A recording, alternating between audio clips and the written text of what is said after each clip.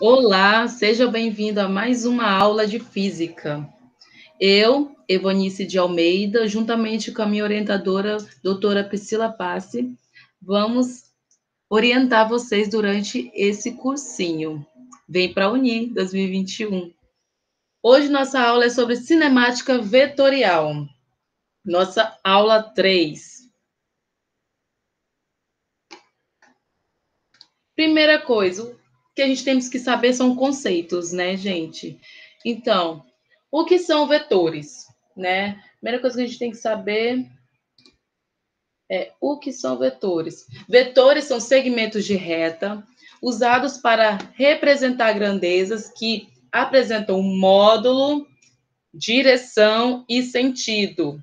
Decoram isso: módulo, direção e sentido, vetores. O que é um módulo? Módulo é o valor numérico do vetor, seguido da unidade de medida que define a grandeza vetorial. E direção é a reta onde o vetor está localizado. E as direções possíveis são diagonal, horizontal e vertical. O sentido, o que é o sentido? O sentido pode ser positivo ou negativo. Então, aqui, ó, módulo, tamanho do vetor, direção, x, y e z. Sentido, positivo e negativo. Não esqueçam, simples e fácil. Agora, o que é cinemática vetorial? Podemos descrever a cinemática vetorial como um movimento, não somente aqueles com trajetórias brevemente definidas, né? Aqui, ó, se vocês dão uma olhadinha aqui no cantinho, podemos ver aqui, ó, direção, sentido e o módulo, né? E o vetor v, que é velocidade. E aqui podemos ver o que são vetores, né? O vetor é um ente matemático que caracteriza a direção, o sentido, intensidade ou módulo de uma grandeza física, como foi dito anteriormente, né? Para definir vetor posição, é preciso fixar uma origem. Então, tipo, o vetor posição R de um ponto material é o vetor que liga a origem ao ponto considerado. Vocês sabem a diferença de escalar para vetor? Sabe qual é a diferença? A diferença é que o escalar, ele não tem sentido e nem direção. Já o vetor, ele tem sentido e direção e módulo, ok? Então, essa é a diferença do escalar para o vetorial. Não esqueça a diferença. Vetor deslocamento. É um ponto material que se desloca de um ponto P1 até o ponto P2.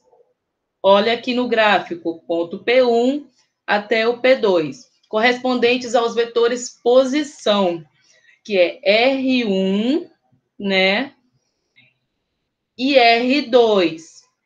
O vetor deslocamento, ΔR, é dado por ΔR vetorial igual a R2 vetorial menos R1 vetorial.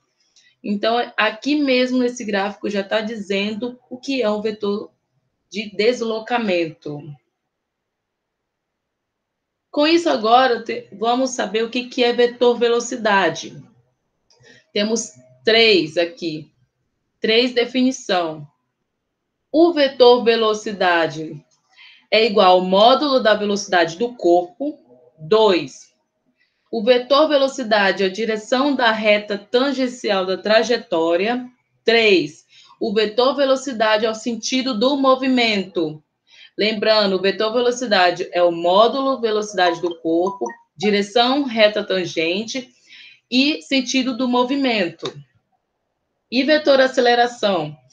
O vetor aceleração pode ser definido como aceleração tangencial, né? Que é a direção tangente à trajetória, que é definido por um módulo. E sentido, movimento acelerado, o mesmo que vetor velocidade, e movimento retardado, oposto ao vetor velocidade. E temos a aceleração centrípeta, que é módulo, a aceleração centrípeta igual a velocidade ao quadrado, dividido por R. Ele está caracterizado com a direção, que é normal à trajetória, e o sentido para o centro da curva, como no exemplo.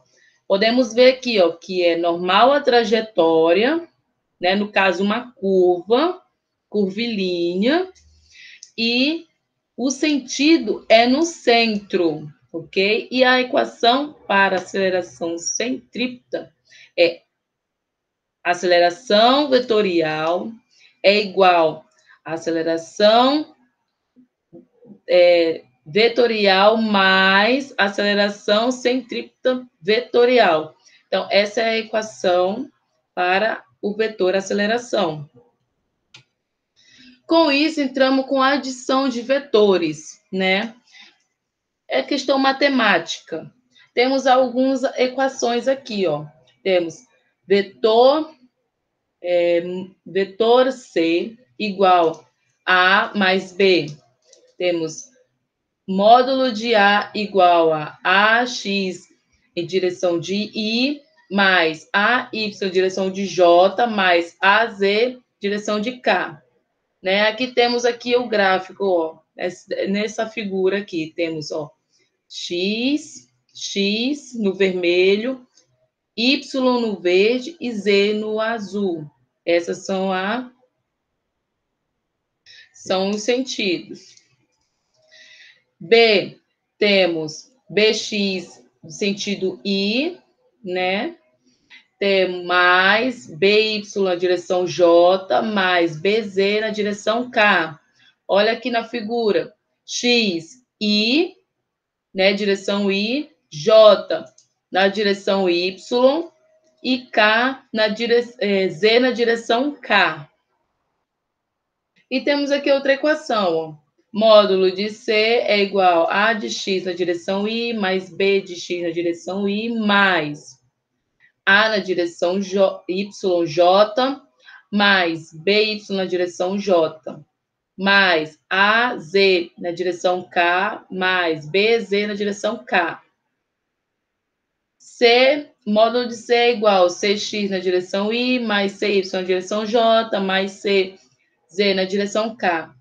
E temos mais um aqui, C é igual, módulo de C vetorial é igual a raiz quadrada de C, a soma de vetores, né? Então, CX ao quadrado mais CY ao quadrado mais CZ ao quadrado. Essas são as adições de vetores. Temos também a subtração de vetores.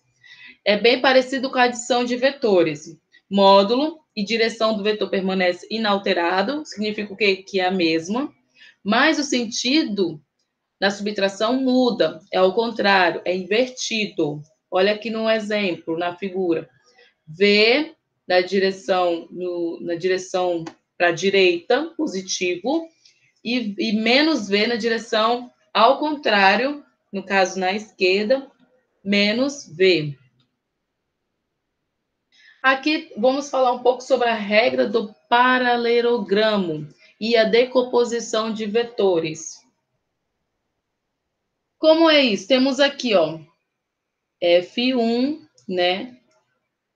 F2, supondo que tem duas pessoas puxando uma caixa por meio de duas forças com direções diferentes. Podemos ver aqui, ó, F1, né, está em uma direção e F2 está em outra direção, módulo, tá? Se você olhar aqui na segunda figura, temos a regra do paralelograma, é uma maneira que determina a resultante de dois vetores, a força resultante. Então, força resultante é igual a F1 mais F2. Então, aqui vocês olhar aqui nessa terceira figura, isso aqui é o paralelograma desta figura aqui. Vocês dão uma olhada, ó, temos a F1, F2 e a força resultante, né? Aqui tem a aplicação da regra do paralelograma na determinação do resultante de dois vetores, não nulos e com direções diferentes. Então, vocês vão ver aqui, né, temos algumas aplicações, temos A vetorial mais B vetorial, e temos C vetorial, D vetorial, C mais D, e temos E vetorial mais F vetorial. Vocês podem ver, ó, que são vetores não nulos e com direções diferentes. Temos aqui também na segunda figura componentes retangulares ou projeções ortogonais. Temos aqui, ó, Vx, vetor Vx, mais vetor Vy,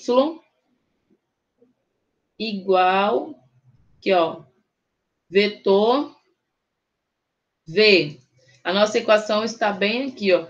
Vetor V igual a vetor X vetorial mais vetor V vetorial Y. Aqui do lado tem o quê? O paralelograma, né? Indicando a direção. Aqui, ó. Voltando aqui, desculpa. Ai, meu Deus. Eita, avançou. Aqui. Temos aqui, ó. Módulo de ΔS vetorial igual a 40 metros. Então, temos aqui, ó. A origem A até aqui o B, né? Então, ΔS vetorial. E temos o ângulo 30 graus. Esse aqui é a direção. Então, esse ΔS aqui é a direção. Com isso, nós temos um exemplo para explicar como funciona, né? Para desenvolver o exercício. Suponhamos que tem um avião, parte de uma cidade X com destino a uma cidade Y, que está a 300 quilômetros ao norte de X. Depois de reabastecer em Y, o avião parte com destino a uma cidade Z, localizada a 400 quilômetros ao leste de Y. Calcule a distância percorrida pelo avião. Ele quer saber a distância que ele percorreu de X a Z. Então, ó, ele saiu de X a 300 quilômetros e chegou a Y, né? Então, ele fez o percurso de X a Y, 300 quilômetros. Chegou em Y, ele foi para Z. Então, de Y a Z, ele percorreu 400 quilômetros. Quanto é que dá a distância de X a Z? É só somar. Então, D1 mais D2 é igual a 300 mais 400 é igual a 700 quilômetros. Essa mesma ideia nós vamos aplicar aqui no paralelograma, né? Aqui temos o eixo X e Y, né? Norte, leste, oeste e sul. Vamos aplicar esse exemplo no paralelograma. Então, temos aqui, ó, de X a Y, ΔS vetorial 1. De Y a Z, temos ΔS vetorial 2. E de X a Z, é o que ele quer saber, é ΔS vetorial. Nossa equação, ΔS vetorial igual a ΔS1 mais ΔS2. Aplicando o teorema de Pitágoras, tem que dar uma revisada na matemática, na trigonometria, galera. Não esqueçam, isso é super importante. Então, ΔS ao quadrado igual a ΔS1 ao quadrado mais ΔS2 ao quadrado. Vai ficar 300 ao quadrado mais 400 ao quadrado, ΔS 500 quilômetros. Quando chega aqui ao ΔS, você tem que tirar a raiz, tá? Para chegar a 500 quilômetros. Fácil, simples. Aqui temos alguns exemplos de somas de vetores. Ó, extremidade do vetor, origem do vetor. Temos C igual a A mais B vetorial, F vetorial igual a D mais E vetorial. E temos I vetorial igual a G vetorial mais H vetorial. Aqui são alguns exemplos. Um outro exemplo. Um deslocamento resultante igual a ΔS vetorial teria sido produzido por dois deslocamentos consecutivos, um horizontal e o outro vertical, de módulos respectivamente iguais a 20 raiz de 3 metros, correspondente a ΔX, ΔSX. em 20 metros correspondente a ΔSY, de acordo com os seguintes cálculos. Vamos observar aqui, né? Temos aqui, ó, A, que ele aponta para a origem, então temos ΔSX. E Y, temos ΔSY. Se a gente for observar bem aqui, então de A a ΔSY temos 30 graus. Ele quer saber o deslocamento da resultante. Então, cosseno de 30 graus é igual a ΔSX dividido por ΔS, que é igual a raiz de 3 sobre 2, que é igual a ΔSX dividido por 40, que dá ΔSX igual a 20 raiz de 3 metros. Seno de 30 graus. Então, ΔSY é igual a ΔS, que é 1 sobre 2, é igual a ΔSY dividido por 40. Então, fica ΔSY igual a 20 metros. Lembrando a lei dos cossenos, tá? Vocês têm que dar uma olhada na lei dos cossenos. A lei do cosseno, x ao quadrado igual a ao quadrado mais b ao quadrado menos 2 vezes a vezes b vezes cosseno beta. Composição de movimento, né? A gente fala sobre composição de movimento. Um movimento é composto por dois ou mais movimentos que ocorrem ao mesmo tempo. Pode ter cada um deles analisado, independentemente dos demais, mantido em cada caso suas características físicas. Temos aí dois exemplos. O primeiro exemplo é uma mulher que está correndo numa esteira. Se você observar, a mulher está correndo para frente e a esteira está indo para trás. Então, aqui podemos ver que a esteira tem a velocidade nula em relação ao observador parado, né? No caso aqui, eu que estou vendo esta mulher correndo, para mim, ela está parada, ok? A esteira está parada. E a velocidade não nula em relação à esteira, que é o movimento para trás empurrado pelos pés da pessoa. Então, no caso, para mim está parado, mas para a pessoa que está na esteira correndo, está em movimento. A mesma ideia ocorre na escada rolante. Se vocês prestarem atenção, quando vocês vão ao shopping ou algum outro local que tem uma escada rolante, se você sobe, você está em movimento, né? E quando a pessoa está parada, te observando a subir, você, para ela, está nula, está parada, né? Então, é a mesma ideia, ó. O homem está subindo e a escada está, ao contrário, descendo, né? Composição de velocidades. Dizemos que a velocidade do... Vamos por um exemplo aqui. Por exemplo, um barco para um observador em repouso em uma das margens do rio, ou seja, fixo em terra, é o resultado da composição entre velocidade que o barco desenvolve em relação à água e a velocidade da água em relação à margem do rio. Então, isso temos velocidade vetorial igual a velocidade vetorial 1 mais V2 vetorial. Aqui temos o exemplo. Se você olhar na figura A, né, o barco movendo para o observador em repouso em uma das margens do rio, ou seja, fixo na terra. O resultado da composição entre a velocidade do rio sem correnteza. Então, aqui ó, na figura A está sem a correnteza.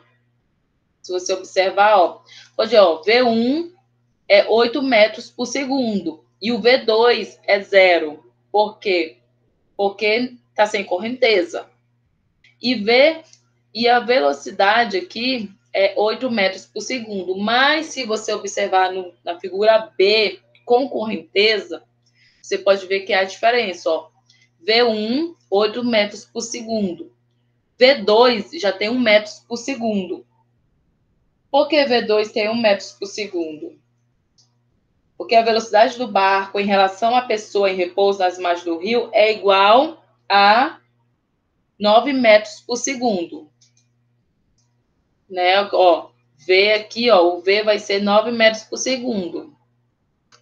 E no terceiro figura, a figura C, com correnteza desfavorável. Significa o quê? Que a correnteza está contra o barco. É a mesma ideia quando você está andando de bicicleta.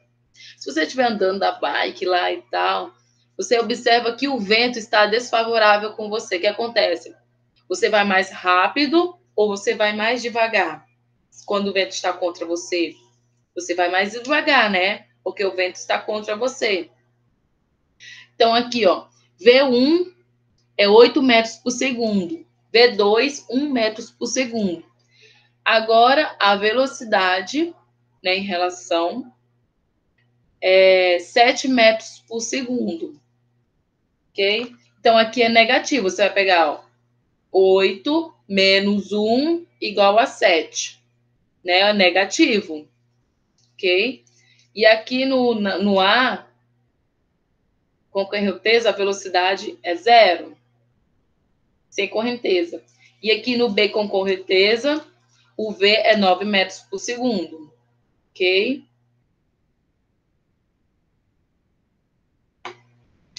Agora, vamos encontrar um módulo pelo Teorema de Pitágoras. Então, aqui, ó, vamos observar o barco V1, que está em direção, só que V2 está ao paralelo, né? Está paralelo a V2. Então, vai ser V vetorial igual a V1 mais V2. Então, V ao quadrado, Teorema de Pitágoras, é igual a V1 ao quadrado mais V2 ao quadrado. Então, V ao quadrado é igual a 8 ao quadrado mais 1 ao quadrado. V é igual a raiz de 65 metros por segundo, ou aproximadamente 8,0,6 metros por segundo. Aqui tem a decomposição, quer dizer, o barco com velocidade V1 movimenta-se perpendicularmente à correnteza das águas, que tem velocidade igual a V2, que foi o que aconteceu aqui na figura 1, que a gente já calculou.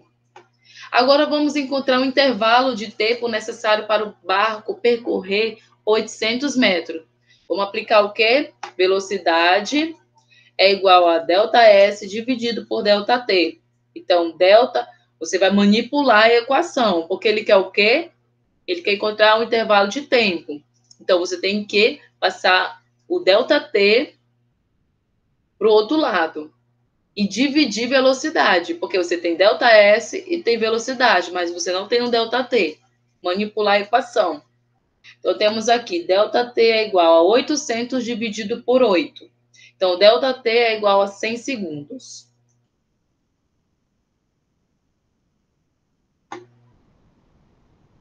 Agora, o barco está boiando com o motor desligado. Vamos calcular a distância D, utilizando o Teorema de Pitágoras? Agora o barco parou. Ele está boiando e está com o motor desligado. Agora a gente vai ter que calcular essa distância D. Então, temos aqui, D ao quadrado é igual a a distância ao quadrado é igual a D ao quadrado mais D ao quadrado. Então, vai ficar D ao quadrado é igual a 800 ao quadrado mais 100 ao quadrado. Então, D ao quadrado é igual a 650 mil. Então, D é igual a 100 raiz de 65 metros, aproximadamente 806 metros. Então, ele percorreu 806 metros. Então, gente, é isso. Vocês têm que dar uma olhada na matemática, em trigonometria, para poder relembrar, né? Tá aqui, ó, vou ter um lembrete para vocês, vou lembrar para o aluno revisar trigonometria. Vocês não podem esquecer de dar uma revisada na trigonometria, que a gente vai utilizar nas leis de Newton mais para frente, e vamos usar em movimento circular também. Então, dá uma revisada. Minhas referências, e bom estudo a todos, e obrigado, e até a próxima aula. Bye!